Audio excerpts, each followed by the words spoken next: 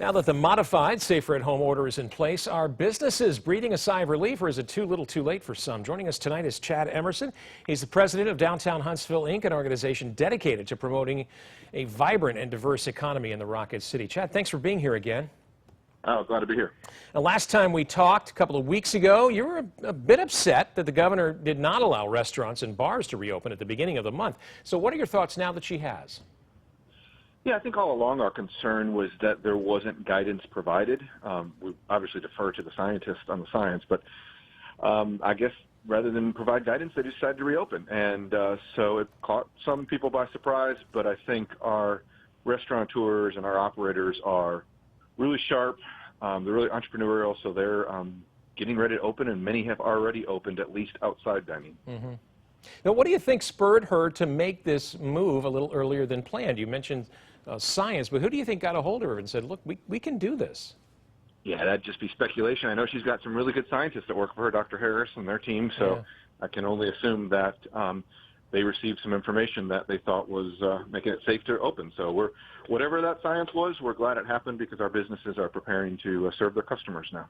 I talked to the mayor of Athens last night, Ronnie Marks, and he said that he is allowing now that restaurants to block off the parking lots in front of their establishments and move tables outside to increase their capacity. You like that idea? Yeah, it's a great idea. I think it's because of social distancing, whether it's the increasing your patio size, sidewalks, we put picnic tables around the square, anything we can do to allow people to safely distance dining. So that's a great idea. Mm-hmm. You've just seen a lot of really innovative things come out of this, and that's a silver lining in this tough time. Yeah, it really is amazing how businesses and restaurants especially have adapted to this. I heard someone say recently, though, the restaurant operating at 50% occupancy is not sustainable. So you've talked to some of the locals. What are you hearing from restaurateurs and other businesses about the future? Yeah, so first of all, the interesting thing is people have been using the 50% number, but that's actually not in the order. It doesn't require you to operate at 50%. It requires you to have no more than 8 people 6 feet apart, which is kind of an interesting nuance because some of the other types of businesses that were open had 50%, but restaurants and bars, we're not at that level. So if you can put 8 people at a table max, 6 feet apart, you can put as many people as you can do that in. And so that's really caused an interesting dynamic. Some large patios, large dining rooms, those folks that have multiple entrances are probably finding it easier to meet that. Some of our smaller, more boutique restaurants, a little bit harder because they're built on really tight, narrow restaurants. So it's really a case by case for these restaurants. But this has got to be encouraging for them anyway, right?